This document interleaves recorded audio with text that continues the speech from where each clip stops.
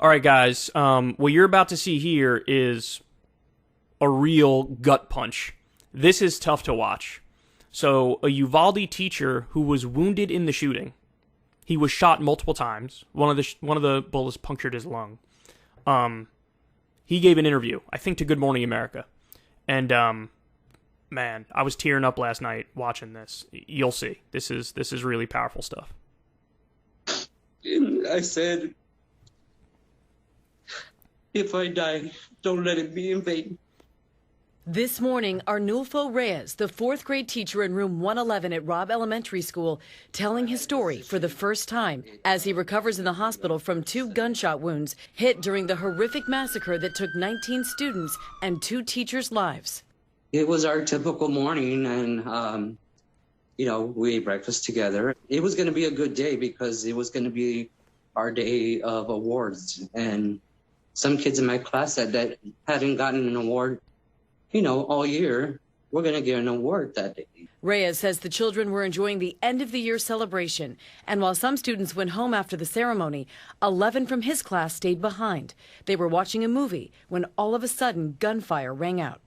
The kids started asking out loud, Mr. Reyes, what is going on? And I said, I don't know what's going on, but let's go ahead and get under the table. Get under the table and act like you're asleep. As they were doing that, and I was gathering them under the table and told them to act like they were going to sleep, is about the time when I turned around and saw him standing there. The gunman entering classroom 112 at 11:33 a.m., then making his way into 111 through a connecting door, opening fire. Reyes shot twice, a bullet hitting him in the arm and lung, and a separate one striking his back. The 17-year teaching veteran hitting the ground. I told my kids to act like they're asleep, so I'm going to act like I'm asleep also. And I prayed and prayed that I would not hear none of my students talk. Did you thought you were going to die? Yes, ma'am. Then, while the gunman was still in the classroom, Reyes hearing police nearby. According to law enforcement, 7 officers were in the building by 11:35 a.m. They took gunfire and retreated. Reyes says a child in the connecting classroom, 112, called out for help. One of the students from the next door classroom was saying, "Officer, we're in here. We're in here." And then, but they had already left. And then he got up from behind my desk, and he walked over there, and he shot over there again. The gunman going back into room 112 and firing more shots. At 11:58 a.m., children from other classrooms seen evacuating the school. At 12:03 p.m., a child from room 112 calling 911, telling dispatch where she was. By this point, 19 officers were inside the building, but no one went in. At 12:10, 12:13, and 12:16, more 911 calls. Is there anybody inside of the building? Tyler is advising he is in the room full of victims at this moment. Parents outside begging for police to save the children. You know that they're kids, right? They're little kids. They don't know how to defend themselves. You said you were praying. Do you remember what you were praying for, what you were saying in your prayers? I prayed the Lord's Prayer. I prayed my Hail Mary. Reyes says eventually he heard officers come back, telling the gunman through the door they want him to come out to talk, that they don't want to hurt anybody, but then silence again. More 911 calls, including from Reyes's classroom, but it isn't until 12:50 p.m., 1 hour and 17 minutes after the gunman entered the classrooms, that Border Patrol busts in, killing the shooter. 1 hour and 17 minutes. 1 hour and 17 minutes. We originally heard it was between 40 minutes and an hour. Now we hear 1 hour and 17 minutes. As kids were bleeding out inside, calling and asking for help. Every single one of those cops should be fired, and they should be charged. They should absolutely be behind bars. This is unconscionable. After that, it was just bullets everywhere, and then I just remember Border Patrol saying, get up, and I couldn't get up. Did you feel abandoned in that moment by police, by the people who are supposed to protect you? Absolutely. After everything, I get more angry because you have a bulletproof vest. I had nothing. You're supposed to protect and serve. There is no excuse for their actions. And I will never forgive them. How many students were in your classroom when the shooter came in? 11 students. So the shooter killed every single student in your classroom. Yes, ma'am.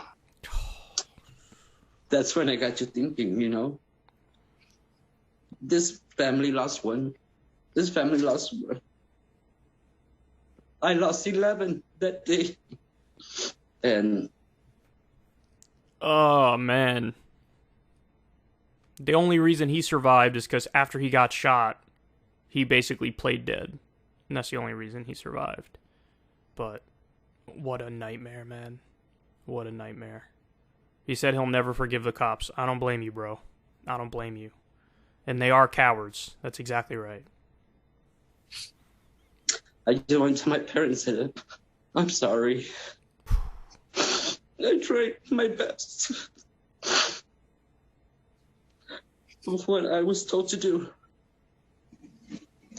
Please don't be angry with me. Reyes says no training could have prepared them for this. Even though the school had extensive protocols, he says laws have to change. It all happened too fast. Training, no training, all kinds of training. Nothing gets you ready for this. We trained our kids to sit under the table. And that's what I thought of, at the time. But we set them up to be like ducks. You can give us all the training you want, but but laws have to change. It won't never change unless they change the laws.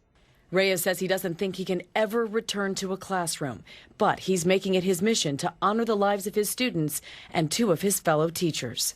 The only thing that I know that I will not let these children and my coworkers die in vain.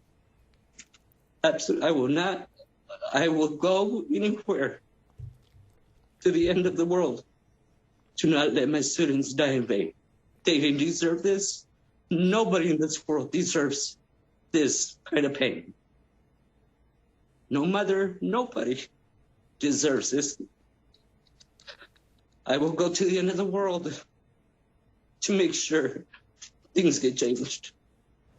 And it was also really important for Mr. Reyes for all of you to know that those 2 teachers who lost their lives, his friends, his co-workers, Eva Morales and Irma Garcia, he says they were awesome, amazing educators, and he wants the parents of their students to know that they, too, tried to do everything they could to protect them. So he says, yes, you heard that it's his mission. He wants to see change. He really wants to see the legal age to buy a gun raised. He thinks that will go a long way. And also, I just want to send out my love and thoughts and prayers to him because he's going back into surgery today. He's already had multiple surgeries. He has a very long road to physical recovery. Mentally, I don't know that he'll ever get there.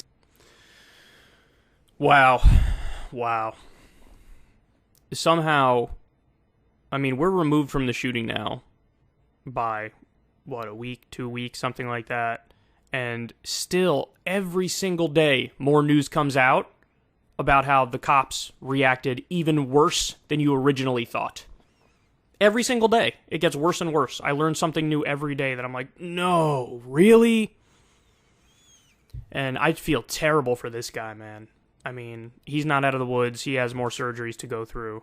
And then imagine living the rest of your life with that on your conscience. And, the visuals of seeing all of your students get gunned down. Ugh. Jesus Christ, I can't wrap my mind around that. It's a nightmare. You're living in a horror movie. I feel so bad for him for having to go through all that. I mean, we said it before, we'll say it again, talking about the solutions. Every single gun reform short of confiscating guns is supported by Americans. And our government is so broken that we're either going to get nothing, or we'll get like one of 12 different potential reforms in place, and they'll probably be watered down on top of watered down. So it's hard not to be a cynic in today's day and age, given the gridlock and the corruption and the lack of movement. But Jesus Christ, man, if this doesn't move the needle, if this doesn't spur change, I don't know if anything ever will. So these people speaking out, telling their nightmare stories, I mean, it matters, and there is pressure being applied. I mean, even Lindsey Graham came out the other day and said, I'm prepared to vote for some reforms here. Now, he probably won't be in favor of nearly enough of them and ones that aren't strong enough, but, you know, it's something, and pressure's got to be brought on them. And again, I feel terrible for Mr. Reyes here. He's right. I'll never forgive the cops, and he calls them cowards. Exactly right. Ever since Adpocalypse, when YouTube defunded all independent news and politics overnight, we haven't trusted them. We know they can pull the rug out from underneath us at any time. If you enjoy this content, please consider tipping $1 or $2 per month on the Secular Talk Patreon. Link in the video description box below. Thanks for your support.